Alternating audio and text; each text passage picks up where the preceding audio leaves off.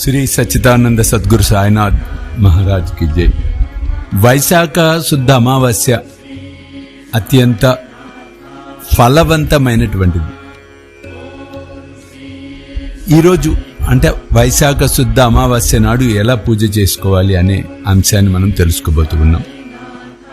రేపు సాయంత్రం అనగా శనివారం సాయంత్రం సూర్యాస్తమం అయిన తర్వాత 6:30 చీకటి దాదాపు చీకటి పడుతున్న సమయంలో కానీ చీకటి పడ్డ తర్వాత అయినా కానీ పూజను ఆచరించవచ్చు.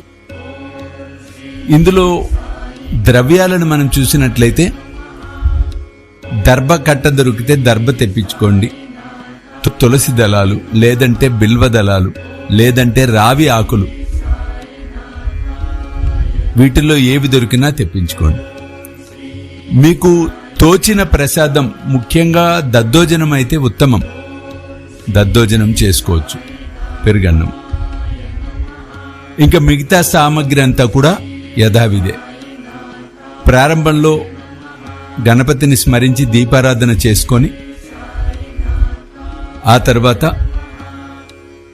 బాబా అభిషేకం అన్నది చాలా ముఖ్యం. బాబా లేదా మీ ఇష్టదైవము లేదా మీ ఇష్టగురువు ఎవరైనా సరే ఆ స్థానంలో పూజ చేసుకోవచ్చు.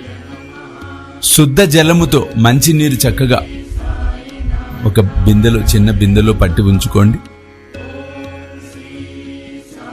బాబా నామం చెబుతూ అభిషేకం చేయాలి. అభిషేకం ఎలా చేయాలంటే దర్భ ఏదైతే ఉందో ఆ దర్భను బాబా విగ్రహం పైన గాని దేవీ దేవతల విగ్రహాలైనా కూడా అభిషేకంలో ఏ విగ్రహాలు పెడతారో దేవతామూర్తులు వారిపై కప్పి జలాన్ని నామం చెప్పుకుంటూ ఓం శ్రీ సాయినాథాయ నమః అన్న నామస్మరణ చేసుకుంటూ అభిషేకం చేయండి. దర్భ లేకపోతే తులసి ఆకులు, రావి ఆకులు మీకు చెప్పినవి ఏవైతే ఉన్నాయో వీటిని మనం మామిడాకు కూడా చేయవచ్చు. అభిషేకం అయిన తర్వాత అలంకరణ చేయండి చక్కగా. అనంతరం బాబా అష్టోత్తర శతనామావళితో బాబాను పూజించండి. ఆ తర్వాత సూక్ష్మ హోమపాత్ర లేదా మూకుడులో ఒక 3 అగరబత్తి పుల్లలను హాఫ్ అయినా బ్రేక్ చేయొచ్చు, లేదా అలాగైనా హాఫ్ బ్రేక్ చేస్తే సరిపోతాయి. అందులో కాస్త విరిచి 6 పుల్లలను కర్పూరంతో ఓం శ్రీ సాయినాథాయ నమః అంటూనే స్మరిస్తూ వెలిగించండి. ఆ తర్వాత మీరు చేసుకున్న నివేదన సమర్పించండి, హారతి ఇవ్వండి. ఇంటిల్లిపాది హారతిని అలాగే ప్రసాదాన్ని స్వీకరించండి.